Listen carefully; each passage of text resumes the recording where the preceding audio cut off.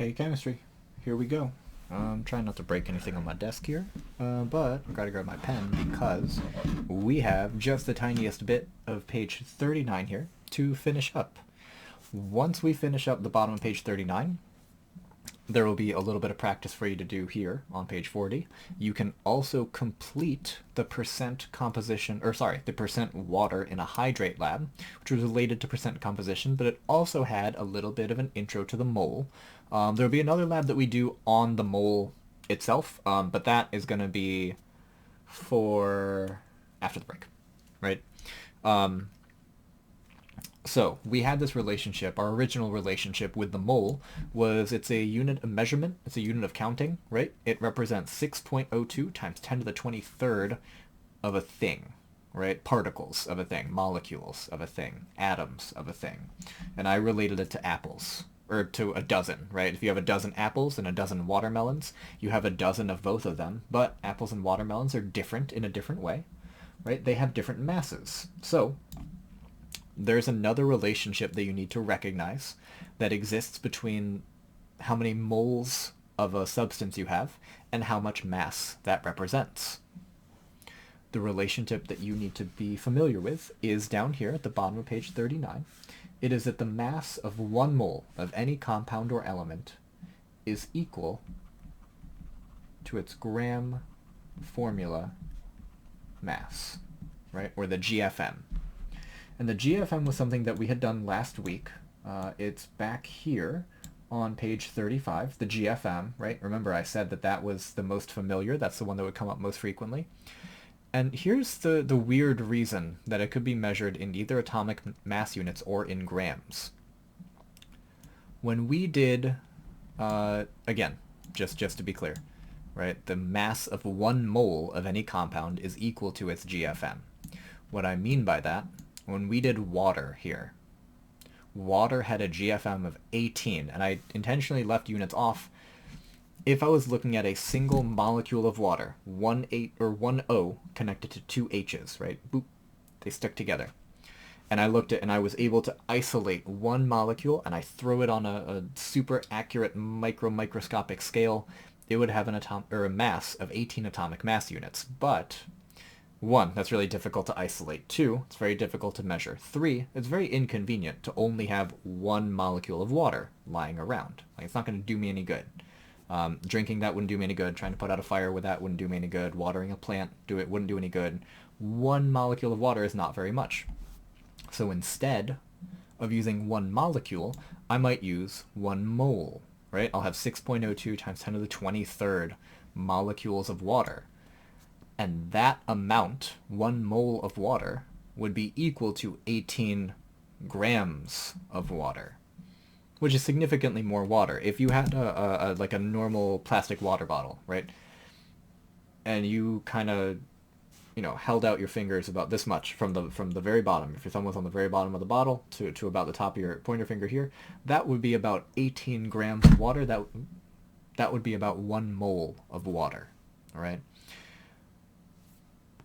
The reason we use the mole is because it gives us a more realistic and it gives us a more practical unit of measurement than using individual molecules, right? It also gives us reasonable amounts to use. 1 mole of water, 18 grams of water, would be a reasonable amount, right? Half a mole of water would only be 3.01 times 10 to the 23rd molecules, but it would also mean that I have 9 grams of water, right? So I can calculate exactly how many grams of water that is if I know how many moles it is.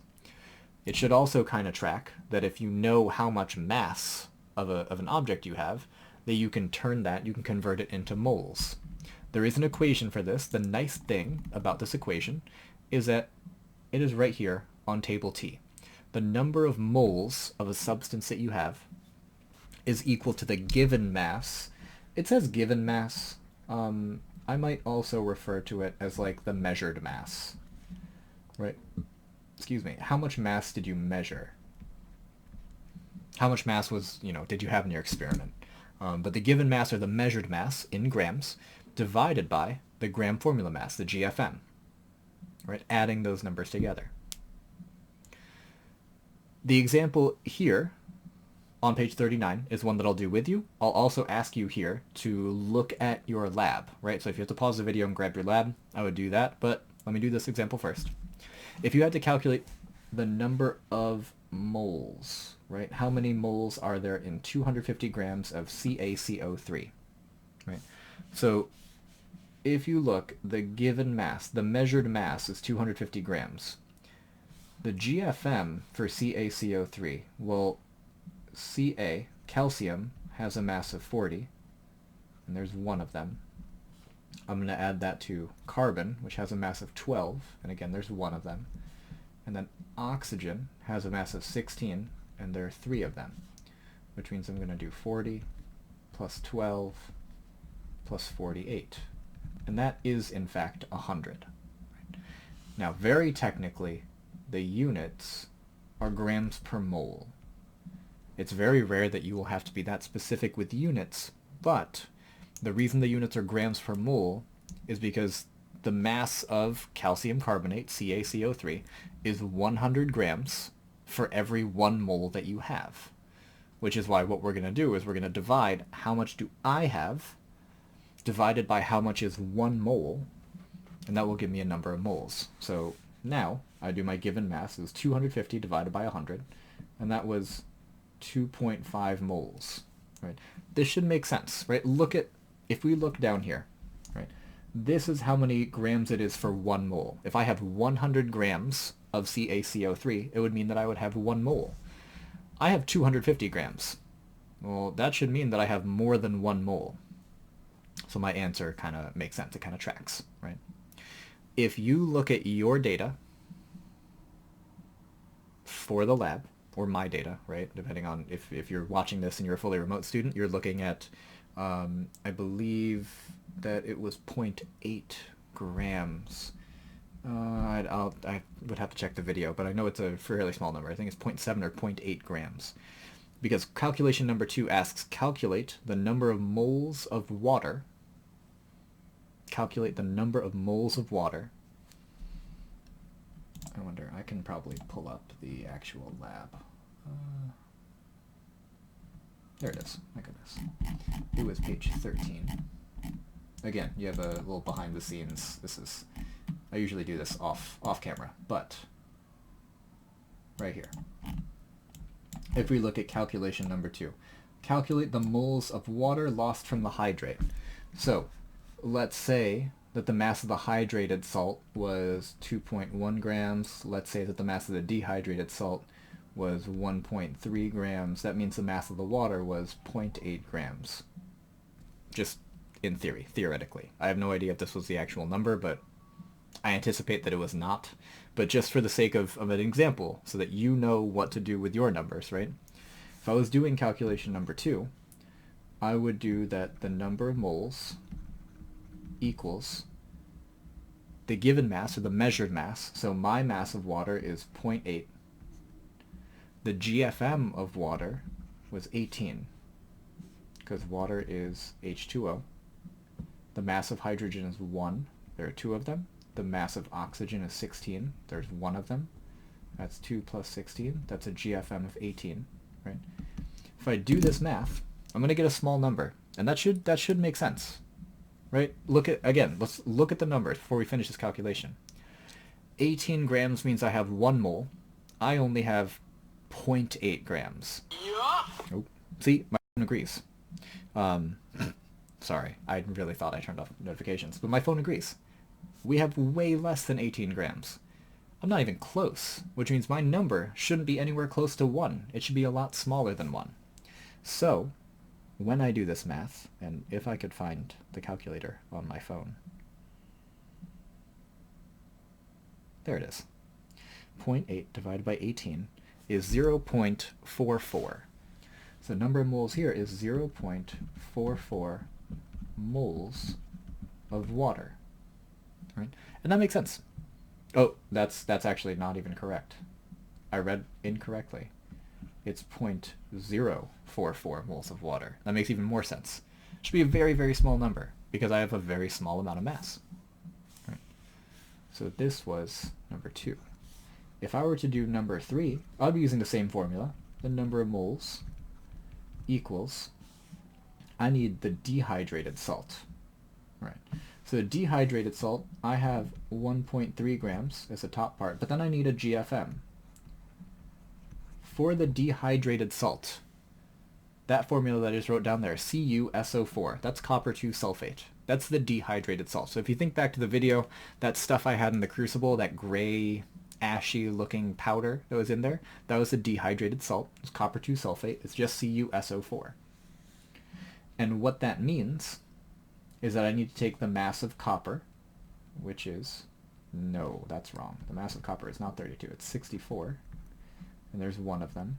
I'm going to write this out a little bigger, because I do have room below that I'm not utilizing here. There we go. So 64 times 1, plus the mass of sulfur, which is 32, times 1, plus the mass of oxygen, which is 16, times 4. So that's 64, 32, and another 64.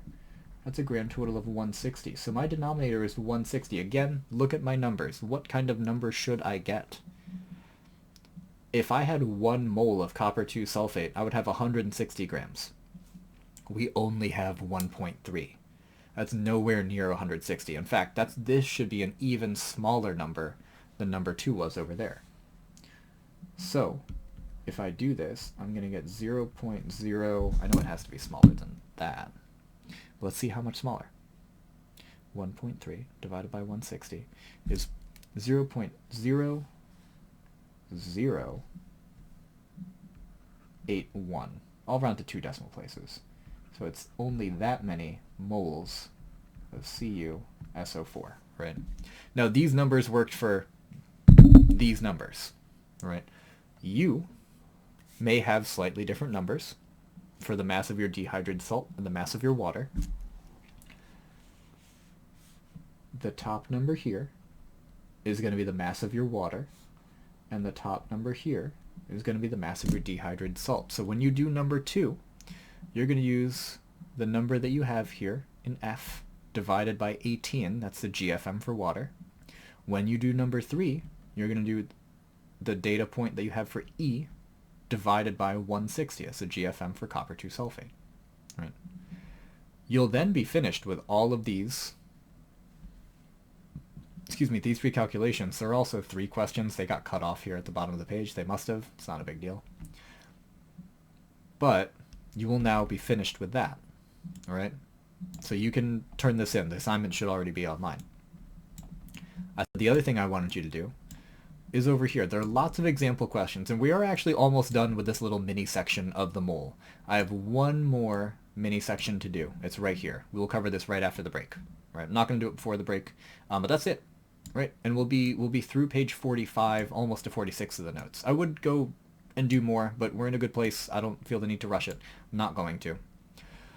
You should see that page 40 and page 41 is all practice of this mass to moles relationship. What I'd like y'all to do is the odd numbers. I'd like you to do 1, 3, 5, 7, 9, 11, and 13, right? So pages 40 and 41, the odd numbers, this is practice of moles and mass, that really quick calculation that we just did there, right? Over the break, you are going to have some work to do. I apologize in advance. However, we've done quite a bit of information, right? If I zoom out, you can see this is all the stuff that we've done so far. It doesn't look like a lot when I zoom out here, and I haven't been very consistent with how I've ordered these. But this is all the stuff we've done. We've gone from page 1, and we're now all the way down here, almost to page 45, right? So we've done 45 pages of stuff. Not all 45 pages are here. Some of it I must have done in a different way. Maybe it is all here, and I just, I'm having trouble counting because it's over a large space. Over the break, for each topic, right, all the topics have shown up on my CBA. What I'm going to do is basically per topic, there's going to be about 3 to 5 questions that I'd like you to do out of that orange book. The reason I want you to do them is because, 1, we need to start reviewing soon-ish for the midterms. There's not a heck of a lot of time in between when we get back and when the midterms are.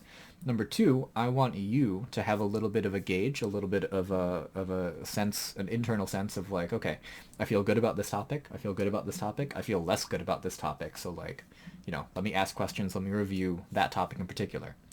You shouldn't have to study literally everything that that we've been doing, we've been using a lot of stuff repeatedly. There may be a couple of things. Maybe naming was something that threw you off. Maybe forming compounds was something that threw you off. Maybe moles is something that's throwing you off. Know how to like use your time, how to budget, how much do I need to spend, how much time and energy do I need to spend doing this versus maybe doing other stuff. All right.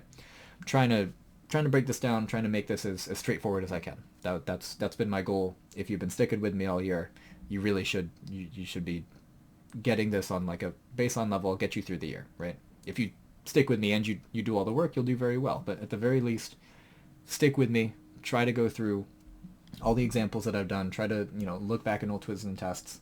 But yeah, you'll have some work to do over the break. It's not going to be a ton. It shouldn't take you more than an hour total out of the week and a half that you have.